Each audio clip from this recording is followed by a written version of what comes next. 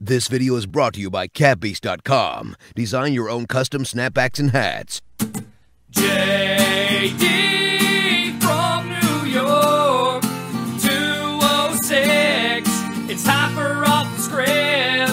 Big Show and Ryback, Strowman and Roman. Get off my fucking TV and save me the misery. And all you fucking goons, just grab a cold beer. The man of the hour is finally here. JD from New York, 206. It's time for Off the Script. JD from New York, 206. It's time for Off the Script.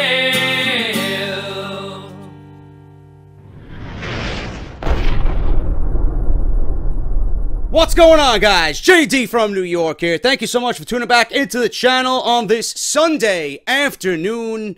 Little late, but never too late, man. Off the Script, episode 176, part number 3 for your Sunday, July 2nd, 2017. I want to thank everybody that came out to the House of Glory show last night at the Queensboro Elks Lodge, where we seen Anthony Gangone, the House of Glory World Champion, not only walk away with the House of Glory World Championship, but he defeated Lio Rush and is now the Crown Jewel Champion. Anthony Gangone is making his mark not only on House of Glory, but the independent wrestling scene. If you guys have not seen a House of Glory show yet, we got the biggest event of the year coming up in August, SummerSlam weekend, that Friday before SummerSlam. High Intensity 6. And I want you guys to come out to the show, man. You guys are going to be blown away by what you see. It's going to be a massive card. A massive card, all led by the appearance of Bret the Hitman Hart, who actually is celebrating a birthday today. So happy birthday to the true king of the ring, Bret the Hitman Hart. And I apologize for that. Thank you guys so much for everything, man. And happy birthday to Bret Hart. Still, probably one of my favorite pay-per-views of all time, the 1993 King of the Ring. But, yes, guys, I want to thank everybody who came out to the House of Glory show, who complimented me on my nice tie. I want to thank everybody for complimenting me on doing a great work with Matthew Ryan Shapiro. He's a great broadcast partner. Congratulations to his group of guys, the New York Wrecking Crew, for becoming the new House of Glory Tag Team Champions after LAX had to forfeit the titles due to obligations with Global Force Wrestling. It was just a great night, man, and I want to thank everybody who came out and, you know, I'm really speechless, man, about how everybody treats me and how much they look up to me and just the kindness that comes from the people that listen to this show. Shout out to Nick Nightmare, who bought me a Guinness last night. Thank you so much, brother. I'm going to leave Nick's channel down in the comments. I'm going to leave his channel down in the description as well. I want you guys to go check him out, man. He's got his own wrestling podcast. He's a big wrestling guy. Comes out to all the House of Glory shows. Go check him out, man. I would really appreciate you guys. Show him some love. And I want to thank Tiffany. Tiffany was at the show last night. She's a big fan of Joe Cronin. She's a fan of the show here. And she went above and beyond to get me something and present it to me at the show, man, before we actually went live. And I want to show you what she did for me. And she actually has a podcast as well. And I'm going to leave you her podcast down below in the description. It's not a wrestling podcast, but it's a very, very good podcast. I had a chance to listen to one episode this morning, and it's very interesting, man. It's a dating podcast or a relationship podcast. And I'm going to leave you guys her channel down below. So both Tiffany and Nick Nightmare, I want to thank both of you guys so very much. And this is what Tiffany got me, man. Look at this. Everybody knows that my favorite Royal Rumble of all time is the 1992 Royal Rumble, that monumental Royal Rumble with Ric Flair winning. She got me the official Royal Rumble souvenir program and framed it. And look at that. Look at this shit, man. That is fucking sweet. It's got Ric Flair and Hogan, and it's got Jake, the Undertaker, the Boss Man, Savage, Piper, and Psycho Sid. The ultimate brawl for the belt, man. That is fucking sweet. That is unbelievable, man. And that's what she got me yesterday, or she presented it to me yesterday. And she got me this, which I think you guys are going to find rather hilarious. I don't know whether to open this or leave it in the casing, man. She got me a bench. She got me a mini bench, man. Look at that. For all the goons that want to fucking come at me, all the trolls that want to come at me on Twitter, this is where you go, bro. This is where you go.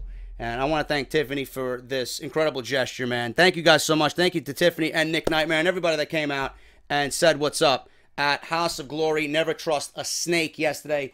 And we will see you all at High Intensity 6 at the NYC Arena, House of Glory's biggest show of the year.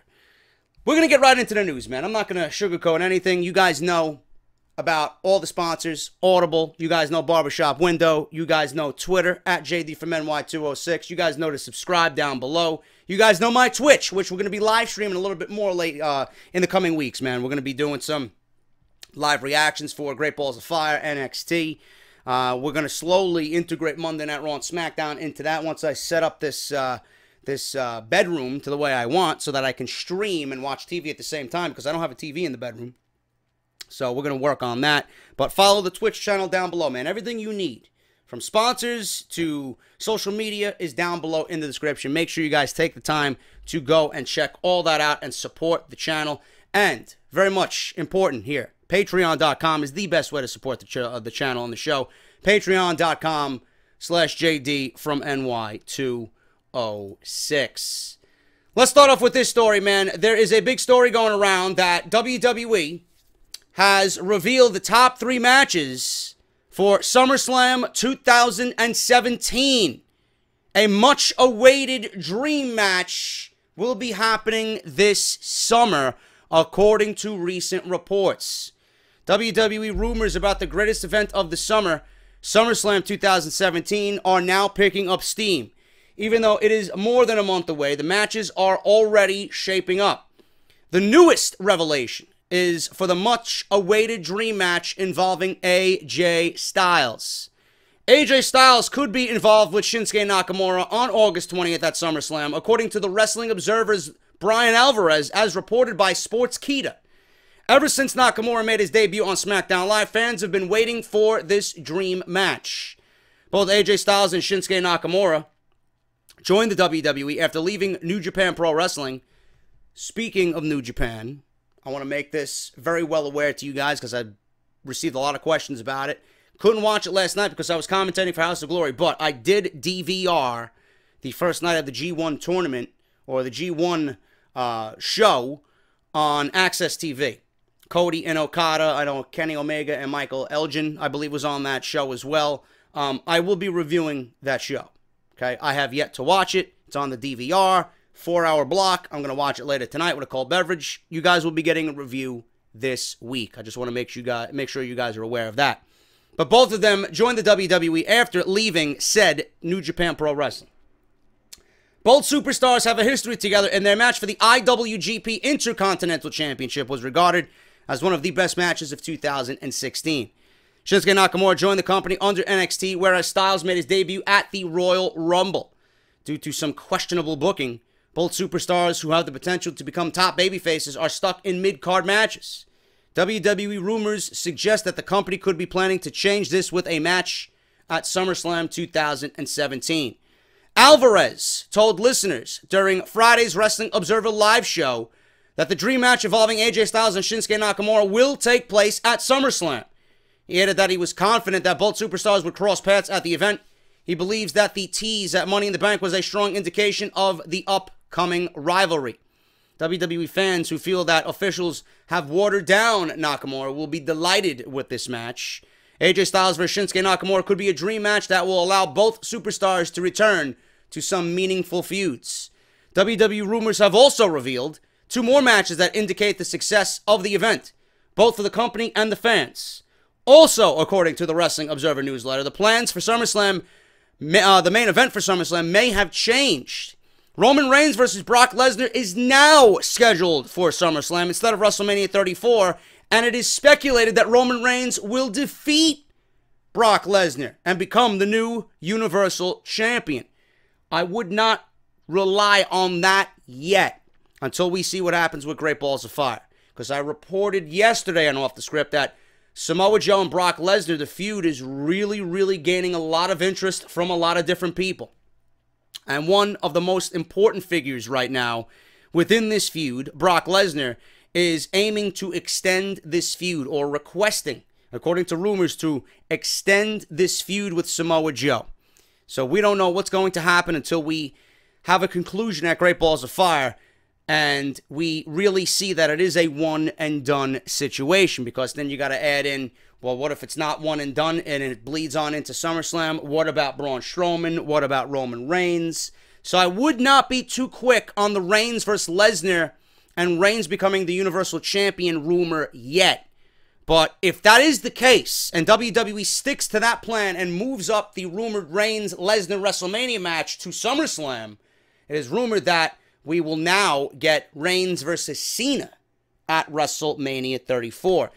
It is speculated that this move with Reigns and Lesnar is being done because of low ratings and reducing number of live event audiences. Roman Reigns' victory can bring the title back to a full-timer and help set up an exciting match for the grandest event in WWE. Shifting Reigns versus Lesnar will give the officials an opportunity to book Reigns versus John Cena at WrestleMania 34. The third interesting yet short-term feud is expecting John Cena to be going one-on-one with Jinder Mahal that will end SummerSlam. Cena has not been seen since WrestleMania 33, and fans are eagerly awaiting his return this coming Tuesday on SmackDown Live. Notably, he is only one championship win away from breaking Ric Flair's record of world championships, which is right now 16 times. The most important thing here I want to talk about is AJ Styles versus Shinsuke Nakamura, okay? I've talked to death, or I talked about this on end, about John Cena and Jinder Mahal. I've talked about Roman Reigns and Brock Lesnar. I've talked about Braun Strowman, Samoa Joe. I've talked about it. The main thing we want here is, yes, AJ Styles versus Shinsuke Nakamura, but I would not book that match for SummerSlam. I would not. You know, it's not our fault that WWE has watered down Shinsuke Nakamura. It's not our fault that WWE decided to take AJ Styles out of the main event scene and insert Jinder Mahal. Business trumps storytelling, or business trumps plans that were already in place, right? On television. You want to do business in India. You want the world title on someone who can be a spokesman for that market to sell network subscriptions. Meanwhile, you got Alvarez and you got Meltzer saying that it really is no difference what type of business they do in India, because a lot of the people over there get those shows and get the WWE and get the pay-per-views for free. So why are they going to want to subscribe to the network when they can wait just a little bit of time and get all the shows for free? You know? And that's their main thing right now. That's their main business idea, is to gain network subscriptions. If that's true, fine. But I would rather them put AJ Styles in the main event where he belongs instead of having him float around in the mid-card. Now you're floating him around in the mid-card, and now you're worried that he's got nothing to do. He's too talented to be going for the U.S. title. He's too talented to just be, you know, flip-flopping back and forth with Kevin Owens and, you know, doing all these other non-important things with Dolph Ziggler on SmackDown Live. Why are you going to book now a match with AJ Styles and Shinsuke Nakamura when the end result really is not going to be anything? Like, if you book AJ Styles and Shinsuke Nakamura for SummerSlam, what are they fighting for? What are they fighting for? You're going to merely do it because you got two guys who are huge names on your SmackDown brand.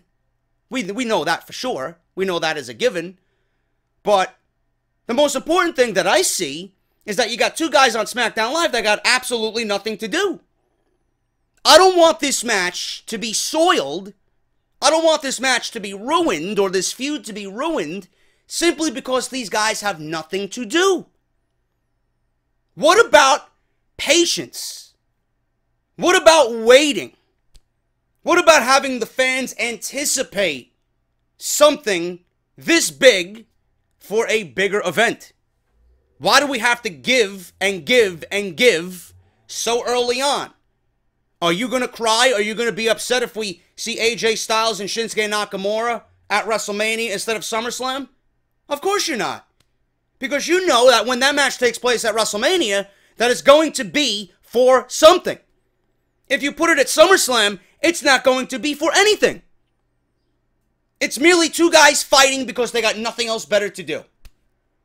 SummerSlam may be the second biggest pay-per-view of the year, but that doesn't mean you have to give away a dream match with no meaning behind it. Save it. Build the story.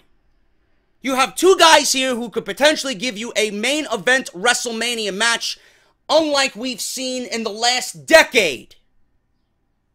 Give these guys the spotlight, give these guys the stage, and give us, the fans, a setup to where these guys can get to that point, and it's going to be meaningful and important. What is the difference? I want to see this fought for a world title. I don't want to see these guys fight at SummerSlam with nothing on the line. Okay, somebody's got to lose. What's going to happen to the loser? You know? What's going to happen to the loser here? Somebody's got to win. Somebody's going to be elevated. Somebody's got to lose. Somebody's going to take a step down. I don't need Shinsuke Nakamura to lose, or I don't need AJ Styles to lose when both men at this stage of the game need to be elevated and looked good. I don't understand WWE's logic here. I've already booked SummerSlam for you. I booked SummerSlam for you. WWE's already given you the idea of a dream match happening at SummerSlam. They're trying to make SummerSlam the biggest event of the fucking year, of the summer. There's other ways to do that. You don't need AJ Styles versus Shinsuke Nakamura. Yeah, it's a dream match, but it's a WrestleMania dream match. SummerSlam can be just as big, if not bigger, than what you're planning here. There's no way, if you present to me, I just find it difficult to believe that fans are going to be upset if this match doesn't take place. What's the rush? What's the rush? Instead of giving us everything, instead of going all in at the poker table here when there's nothing on the line, right? The pot's too small. What are you going all in for? Instead of going all in, save it and be patient. Sit there with your shades. Have the waitress come over. Yeah, honey, I need another fucking Corona. And add an extra lime in there for me, please. You know, you wait. If you got to drink 1, 2, 3, 4 Coronas, 5 Coronas, until you get a fucking hand and a pot worthy of going all in, then do it. That's the best analogy I can come up with here for AJ Styles and Nakamura. You're going all in for nothing. Meanwhile, you have an ace up your sleeve where you can still book SummerSlam to be even better than what your original plan is. You can still do the Reigns versus Lesnar. You can still do the Jinder Mahals versus the John Cenas. You can still do the Braun Strowmans versus the Samoa Joes, right? You can still do the New Days versus the Usos. You can do whatever you want, the Rollins versus the Balors. You're going to have a great SummerSlam card regardless if AJ and Nakamura is on the show or not. But, correct me if I'm wrong, Shinsuke Nakamura and Sami Zayn was a top 3 WWE match in 2016. Instead of keeping Sami Zayn out of SummerSlam for a second year in a row, and not giving him a prominent role at the show, right? What happened? What did they do last year? What did they do last year? They teamed Sami Zayn and Neville together against the fucking Dudley Boys. Are you fucking kidding me? That's the best you could come up with, Sami Zayn. And the Dudleys. The Dudleys from fucking New York City.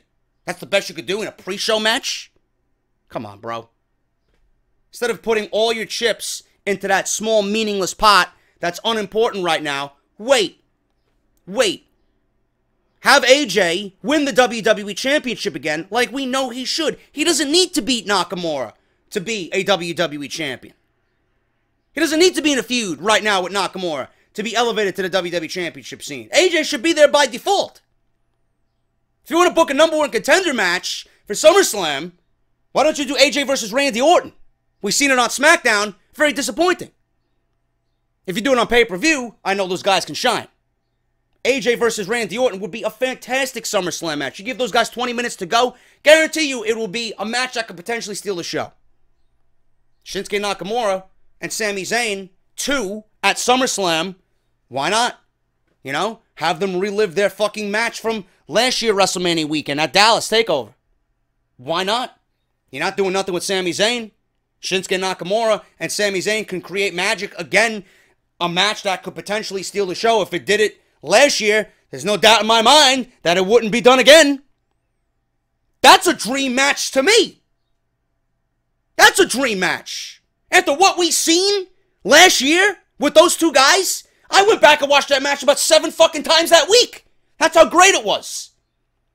Being that you're going to be in New York City with Nakamura and Sami Zayn, that smart mark crowd, you don't think they're going to pick up on that? You don't think they're going to be fully invested in that? Why don't you have Sami Zayn come out and say, listen, I want a prominent role. You know, I have nothing to do. I want to prove myself here. There's no better way to prove myself than beating Shinsuke Nakamura, who's undefeated on SmackDown Live. Simple setup. It doesn't need anything to be built up. You got the underdog. You got someone who wants to be given an opportunity. You want someone who is hungry to have a top spot on SmackDown Live against someone who is undefeated. Zayn versus Nakamura, Styles versus Orton, John Cena versus Jinder Mahal, The New Day versus the Usos, Ty Dillinger versus Kevin Owens for the United States Championship. That's your SummerSlam based on SmackDown Live right there. You want to add Luke Harper and make it a triple threat match for the U.S. title? By all means, I'll take it. That's SummerSlam for SmackDown Live. Lesnar versus Reigns, Strowman versus Joe, Rollins versus Balor. You're going to have the Hardys versus the Revival. I'm looking at the Hardys to beat Sheamus and Cesaro, with reports now of Sheamus and Cesaro losing the titles because Sheamus is going to be out next to 2 months filming a movie. Don't know what that's going to mean for Cesaro. Don't know why they gave the team of Cesaro and Sheamus the titles with that in the back of their mind. But if the Hardys are going to win the titles back, the Revival could ultimately break them.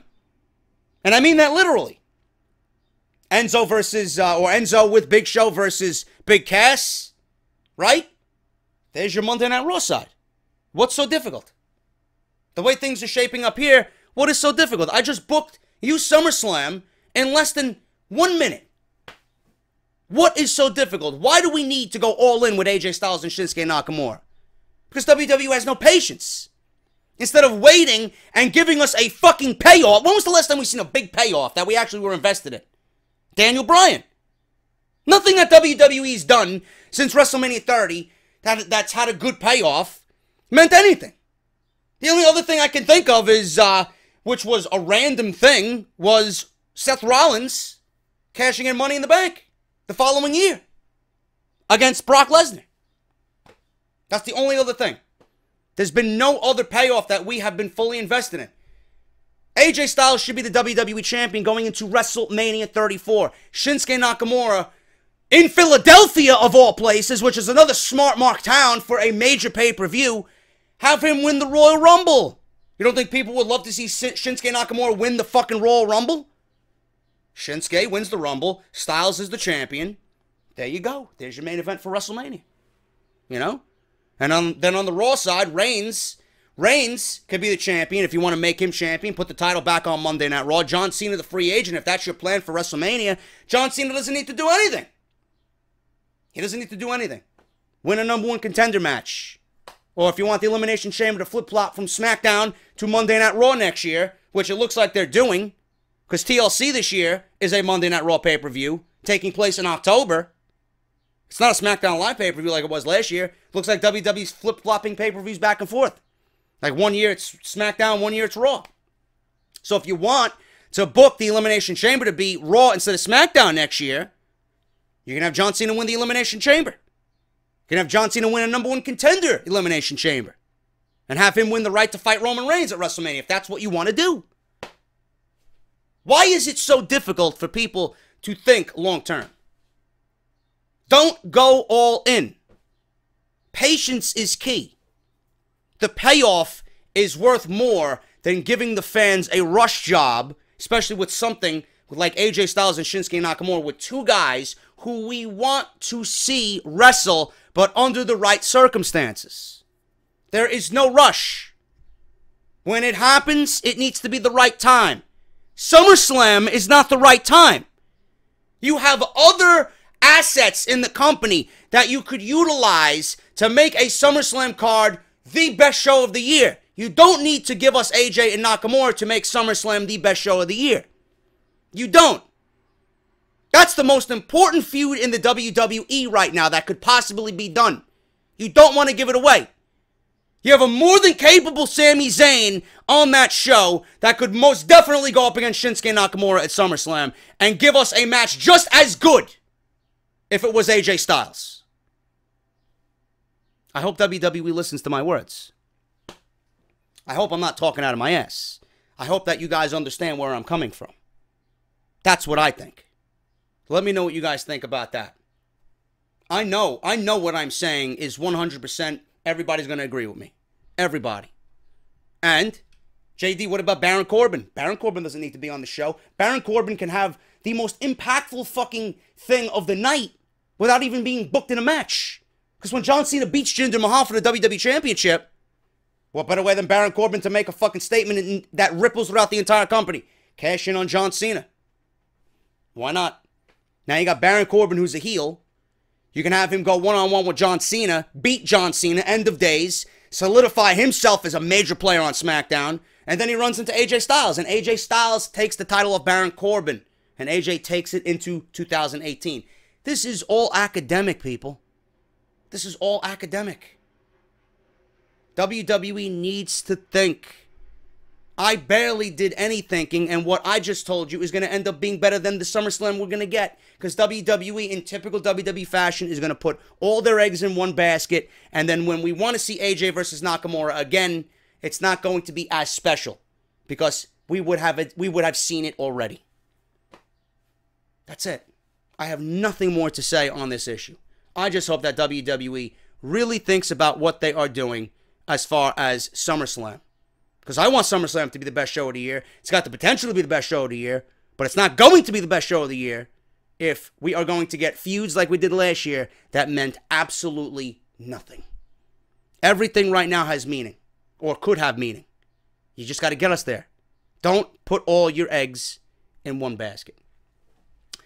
Cody Rhodes went one-on-one with Okada last night for the IWGP World Heavyweight Championship. Cody Rhodes just won the Ring of Honor Championship, but why hasn't he never been a WWE champion? Tell you what, man, Cody Rhodes, a lot of people in this industry need to look up to Cody Rhodes and realize that what Cody Rhodes is doing could be done by anybody else. I wish Dolph Ziggler would take the road that Cody Rhodes is taking. Look at what Cody Rhodes is doing. Cody Rhodes was in WWE with a gimmick that was fucking failing and that would never allow him to break the glass ceiling. He left WWE, asked for his release. WWE didn't want to fucking give this guy the outlet to be himself, right? So what did he do? He went somewhere else to be himself. And now he's the biggest independent worker outside Kenny Omega on the indies. He's the Ring of Honor champion. He just fought for the IWGP championship. Who's got the life? Cody Rhodes does. You know? I don't understand why he was never given that opportunity in WWE, but what he is doing is proving to everybody in the WWE who might be disgruntled, upset, feeling like shit about where they are, that WWE is not the end-all be-all.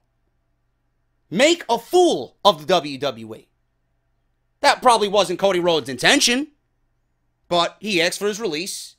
He wanted to go and wrestle under his own persona, and he made a fool out of WWE without even actually having that be the objective. Because he went on to be successful without them. And now, guarantee you, everybody in the WWE would be fucking salivating at the mouth to have Cody Rhodes back on Monday Night Raw or SmackDown. You go and be successful somewhere else, you prove them wrong, they're going to want you back even more so. It's like a fucking relationship, right? You break up with somebody and you're with somebody else, and it makes your ex-partner jealous, and then they want you back. It's the same shit. WWE left, or Cody left his old relationship with WWE, went on to be happy and successful, make more money somewhere else. He's got a big name in the company now, or anywhere he's been, and now WWE wants him back. But why wasn't he a WWE champion? Perhaps the biggest commodity that WWE let slip away was Cody Rhodes. No matter what gimmick was thrown at him, he not only made it interesting, but significantly excelled at it. However, he was never crowned a world champion for that company, despite living up to his enormous legacy. In fact, his wife Brandy wrote in her recent blog the hurdles that Cody had to go through while competing in WWE. Last night I watched, this was right before he won the Ring of Honor Championship, by the way, and I quote, "Last night I watched in the upper balcony as my husband realized his childhood dream and beat the odds by becoming a World Heavyweight Champion for Ring of Honor. Something that's been done 11 years, or something that's been 11 years in the making. It's been a very hard road to get here. He's heard every excuse in the book as to why he wasn't championship material, from his build to the astounding measure of his father's shadow. At first, he was initiated in the WWE fold after being a part of the successful tag team with Hardcore Holly, winning tag team gold. He then turned heel and aligned with fellow wrestling pedigree athlete Ted DiBiase Jr., which was another fucking failure. How you fuck up the sons of Mr. Perfect, Dusty Rhodes, and Ted DiBiase? Are you fucking serious? And also was a tag team champion with DiBiase. This led to a bigger alliance of other second and third generation athletes known as Legacy. When that faction dissolved, it appeared as if Cody was going to be the least popular one due to the WWE not focusing too much on developing his character. However, he became dashing once again, making himself relevant, which I actually enjoyed. But still, that gimmick had a certain ceiling. And perhaps the most successful stint in the WWE, Cody donned a gimmick where he was ashamed to show his face after Rey Mysterio hit him with a 619. He would be sure to make others share his misery as he covered his opponents with a brown paper bag. This even led to one of his biggest wins, defeating Rey Mysterio at WrestleMania 27. Cody would be handed many other gimmicks, including a makeshift tag team with Drew McIntyre and Damien Sandow, as well as turning babyface and eventually aligning himself with Brother Goldust to win the tag team championships and be triumphant over a dominating Shield faction at the time. That was a great fucking feud. That's something that we were invested in, because they made it real. You know? They took whatever frustration in real life that Dusty had with Stephanie, they turned that into a storyline, you know, with his kids fighting for their job. And they had to beat the Shield to get their jobs back. That was a fantastic fucking match and a fantastic fucking feud for as little as it lasted. That was something that I was heavily invested in because it had real life drama behind it.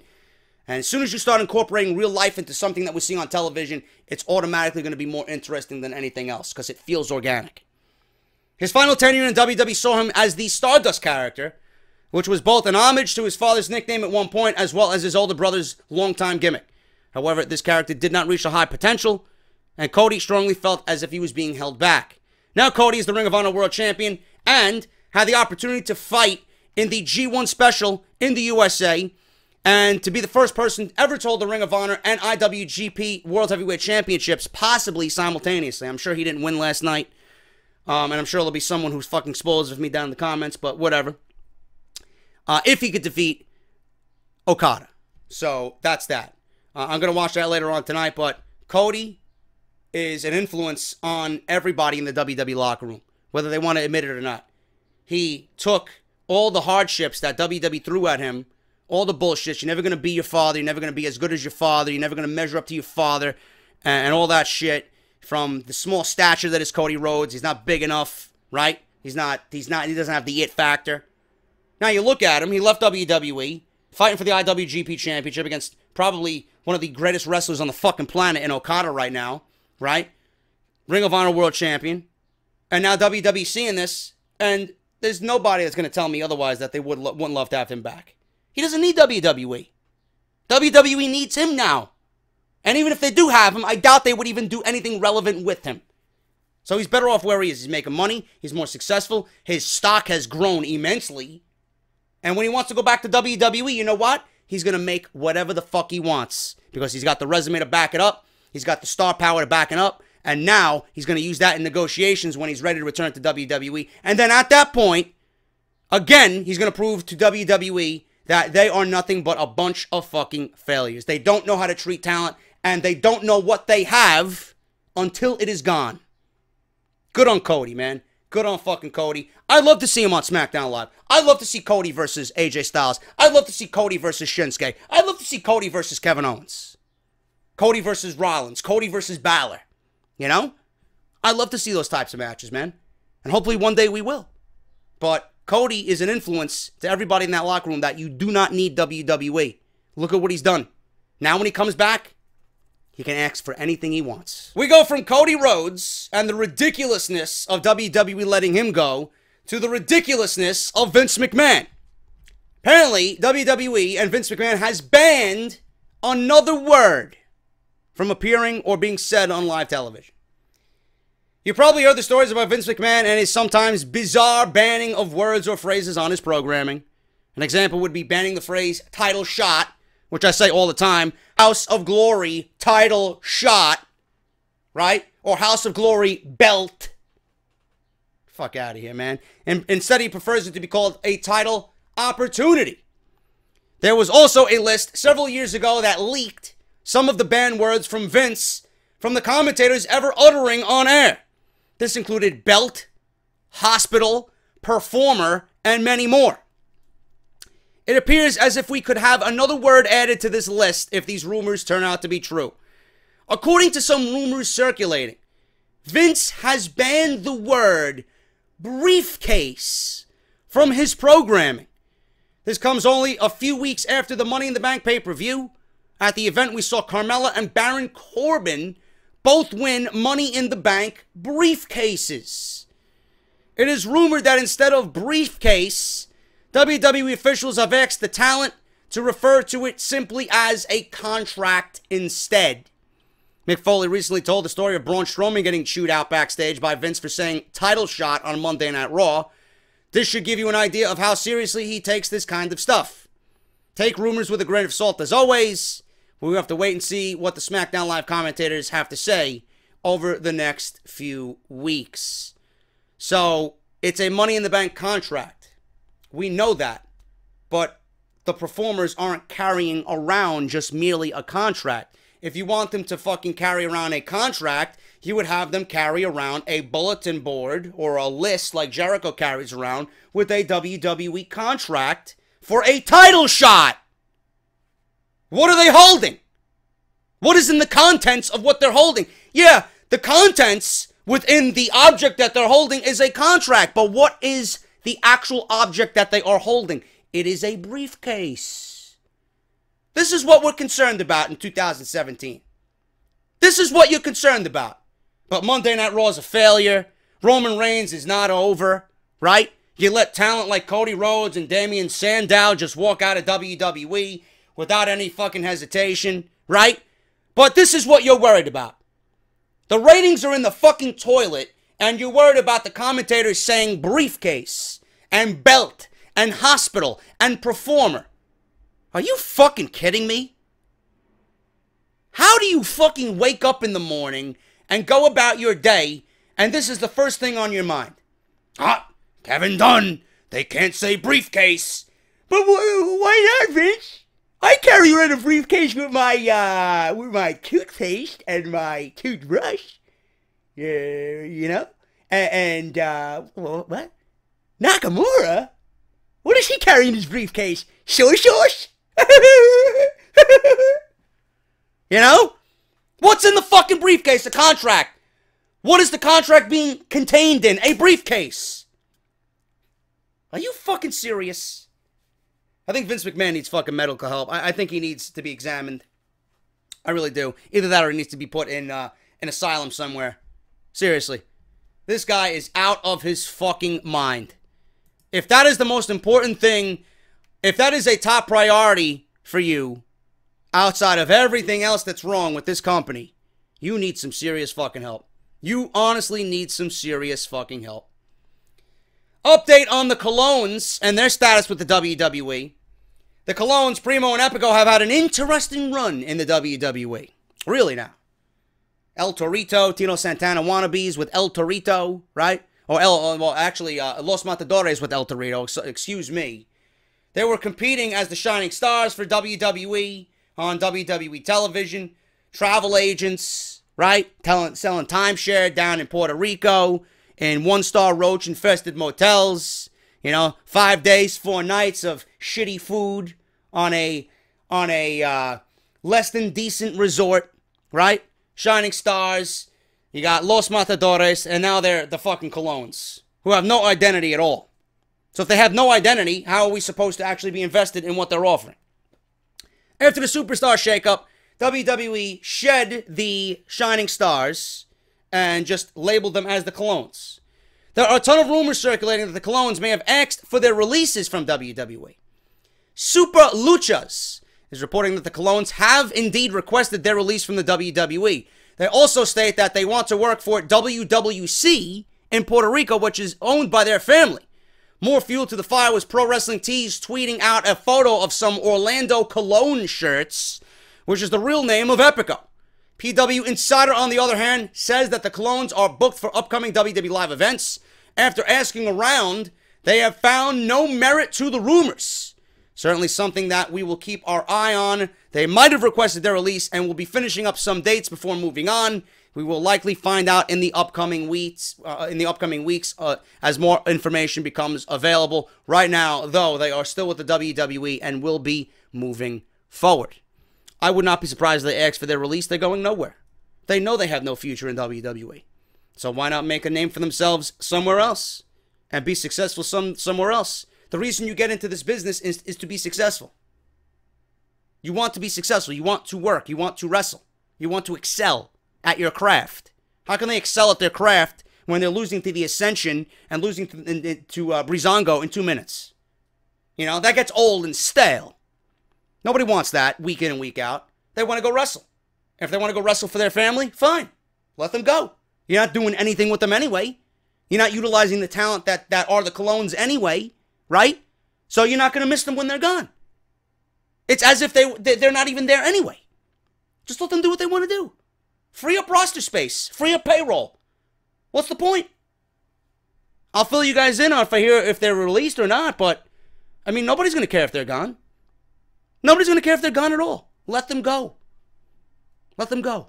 205 Live is a complete waste of time, as we all know. I don't watch it, and I usually watch everything that WWE puts on during the week, except 205 Live. I just don't care.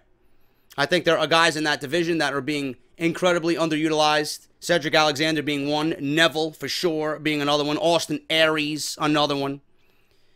And WWE ruined the Cruiserweights right out of the gate when they debuted last September after the Cruiserweight Classic.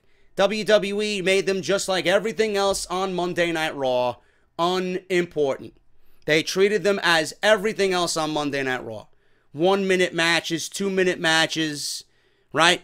And how are you going to get these guys over if you're going to put them in 2-minute matches? Whereas they should be used to create a nice shot of adrenaline on Monday nights. They should be used to fucking kick that door open to start Monday Night Raw. Hot cruiserweight action to start Monday Night Raw instead of the typical generic, oh, here comes Kurt Angle, or here comes Stephanie McMahon, or here comes Triple H, or here comes fucking Roman Reigns, right?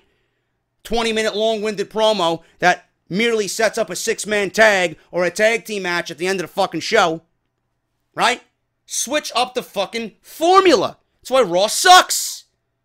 It's formulaic garbage.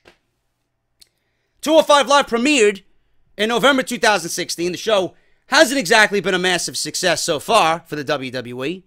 The biggest challenge of the show is getting fans of SmackDown Live to stick around to watch the high-flying cruiserweight action.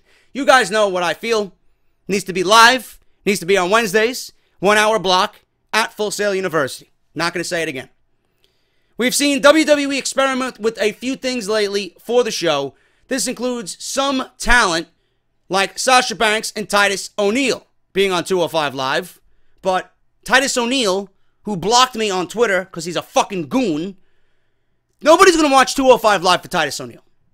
They don't even want to see Titus O'Neil on Monday Night Raw. They're going to watch him on 205 Live? Right? Yeah, Sasha Banks. Gorgeous. One of the best female wrestlers in the world, right? Somebody everybody loves to just look at. People are going to watch 205 Live to see Sasha Banks? No. No. I'm not at all. Some new rumors suggest that there might be something new coming to the show. Ryan Satin on the most recent episode of his Sheet podcast, says that he's heard from sources that WWE is discussing about adding an authority figure to 205 Live. This would likely be a general manager or something similar to what we see on Raw or SmackDown Live with Daniel Bryan and Kurt Angle. It is unclear at the moment who would fit into this role, but it would be something different for the show. 205 Live at the moment is lacking a bit of direction, and this could be a way for the matches to feel like they mean something. We have to wait and see if this comes to be. Good to hear that WWE is thinking about things to help the show moving forward. As always, this is a rumor, and take it with a grain of salt. Yeah, WWE is trying to think ahead here about what they could do for the show, but everything they think of is absolutely ridiculous. Titus O'Neil, Sasha Banks, and now you want to add an authority figure to 205 Live? I don't give a fuck if you have Stone Cold Steve Austin on 205 Live. It's not going to make me to get 205 Live into the rotation of the things I watch. I'm not going to give a shit. 205 Live doesn't need a fucking authority figure. Okay? I don't understand why 205 Live is even a thing. It's a waste of fucking programming for WWE. The Cruiserweights should be featured on Raw and be given a block on Monday Night Raw to showcase. Open the show and then the middle of the show. Start the show off with Cruiserweight. What did they do back in WCW? Right? Whereas those guys had meaning and names, these guys could develop into something big if WWE gives them the time of day. They don't look down on the Cruiserweights as something important. They look down on the Cruiserweights as being guys that are too small. These guys are no names. Nobody wants to see this shit. Flippy, divey bullshit. They don't want to see these guys excel. Meanwhile, Vince McMahon probably don't even know what the CWC was. They're using his money to fund the CWC, put on some of the best programming in the company that the company's ever seen, and Vince McMahon doesn't even know what the fuck's going on. If Vince seen the Cruiserweight Classic, and he watched that and seen what WWE produced, there's no way that these guys would be treated the way they are. Nobody cares. Kevin Dunn sees nothing but fucking 5'2", 5'3", 160-pound guys. Oh, they're not Roman Reigns. They can't even be a member of the Roman Empire. Ugh. You know? If they're not able to stand next to a Roman Reigns, they don't give a fuck. They don't give a fuck. Instead of adding diversity to the show, they just shit upon these guys and they fucking shit on these guys to the point where nobody gives a fuck. It's awful. What an awful way for the Cruiserweights to be built up, man. A year of nothing. A full year of absolutely nothing. And then you got guys coming out giving you the politically correct answer. Well, you know, good things don't come, right away. It's a growing process. No, it wasn't a growing process. WWE had a money-winning formula coming out of the tournament. All you needed to do was let the tournament bleed on into Monday Night Raw, and they didn't want that. And now we got Monday Night Raw on Tuesday nights with hokey storylines. And we got fucking Jack Gallagher flying around with an umbrella, right? And we got tea parties with Jack Gallagher. Bullshit. Absolute bullshit. After Akira Tozawa, what is there for Neville to do? Nothing. The Cruiserweights will never be built up the way that the fans want it to be built up, because the way WWE is doing it is they're booking it like everything else.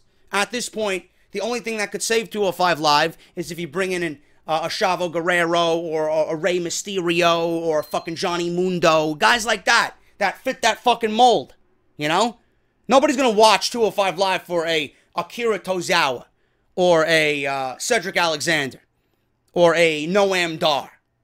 They're not going to do that. They don't give a fuck. WWE has shown they don't give a fuck. Why am I going to give a fuck? And nobody's going to give a fuck, even then, if you add an authority figure. Who gives a shit? 205 Live needs to be fucking taken off the network or completely rebranded away from SmackDown as its own entity in Full Sail University with the intimate crowd. How many times do I have to repeat myself? It's never going anywhere under its current formula. And if WWE doesn't realize that, it will continue to fail. Moving on here. Bruce Prichard, whose podcast that I've really come to enjoy with Conrad Thompson, on a recent episode of Something to Wrestle with Bruce Prichard, he shares a story of the one time that CM Punk had an alcoholic beverage. The show covered the rise of CM Punk in the WWE recently. Prichard, alongside co-host Conrad Thompson, shared some stories about Punk and his career. Everybody's talking about Punk this week because this week marked the 6-year anniversary of the pipe bomb against John Cena in the WWE 6 years ago in Las Vegas. One of these stories was CM Punk drinking alcohol. As we all know, Punk is straight edge and doesn't drink or do any drugs. This was a big part of his gimmick in WWE for a number of years. Prichard revealed that the one time he saw Punk take a drink was actually out of respect for wrestling legend Harley Race. I looked at him and said, "So you don't drink, you don't do drugs, you don't do anything?" CM Punk says, "No, but I'm not a prude either." I said, "Okay, explain that." So he explained that he really didn't want to judge others that did choose that lifestyle, and this is what got him over with me automatically. Prichard continued, and I quote, "He was in Kansas City or St. Louis or somewhere, and it was Harley Race's birthday. And he was in a camp, Harley's camp, and they were out at a restaurant, bar type thing, and they wanted to do, where everybody gets shots for Harley's birthday. Now, Punk doesn't drink. He doesn't do drugs. But he took a shot out of respect for Harley Race. And he goes, Harley asked me to do it. One shot's not going to kill me. I'm not going to get hammered off this one shot. So I took the one shot out of respect merely for Harley Race.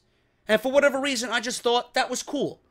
That was kind of, him showing the love and passion he had for the business and respect for the old timers. He didn't have to, and it would have been just fine. I can't say that I wouldn't do that either. I would have done it. If a wrestling legend came up to me knowing that I didn't drink and wanted me to do a shot in honor or in toast of him, I would do it.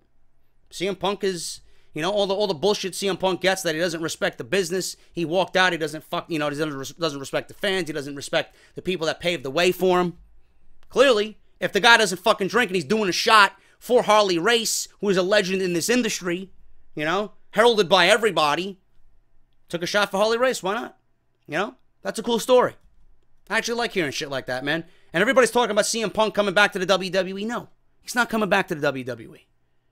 CM Punk will come back to the WWE. You're going to know CM Punk is back when you see him on Raw. Fuck the rumors.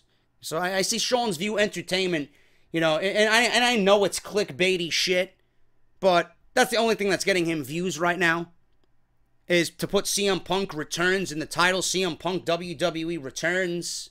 CM Punk is not coming back to the WWE. You think he's done with MMA? Of course not. AJ Lee was promoting her book.